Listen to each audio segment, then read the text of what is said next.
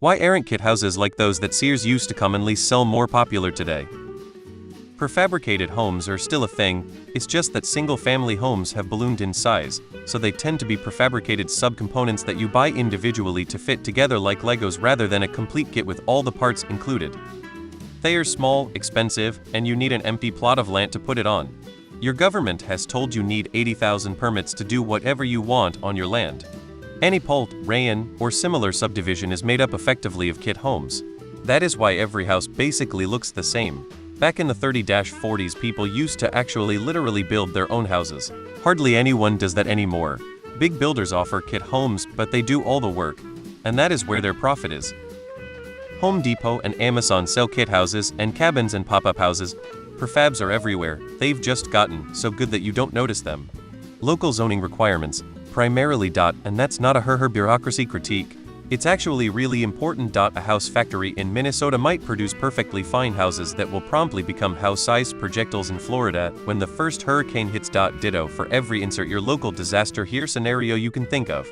Mostly changes in building regulations and the fact that people don't really build their own homes in general anymore. Prefab homes are pretty good right now, better than ever.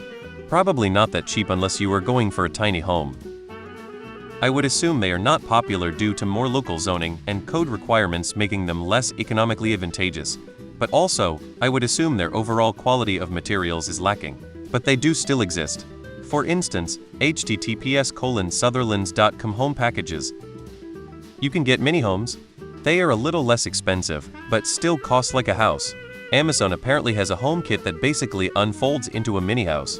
But from what I heard, they are not very good and not insulated. I see prefab home kits online, but they are aimed at vacation home and Airbnb owners. Probably because you can get a modular home for about the same price or less with a lot less stress. The secret to their stability lies more in the wood than in the craftsmanship of assembly. Those were the days of clear-cutting old-growth forests, trees that were hundreds of years old and very dense.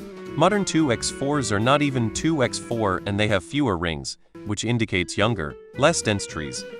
Building codes got jealous of those stylish, affordable Sears homes. Sears stopped, flat-back fatigue set in, nostalgia can't assemble. My house is a Sears house built in 1940. All contractors that have been here said it's a very solid, well-built home. It has a full basement and garage too. It's a small cape that has been expanded. They've made our section of town historic. Costs involved in a new home would make kit homes non-viable. Even just transplanting a trailer house requires modifications to bring the trailer up to code. Sears homes were cheap, balloon-framed homes very strong and durable. But they were fire traps. A balloon-framed house has been known to blow away in one piece like a tumbleweed when hit with a tornado. But a fire can race from the basement to the attic and burn nothing in between. They are still built in Florida for hurricane resistance with expensive modifications to prevent speed of fire. You'll struggle to find men today that can change the oil or a belt in their car. Now you want to trust them with house you sleep in? You can certainly still get them at Menards. https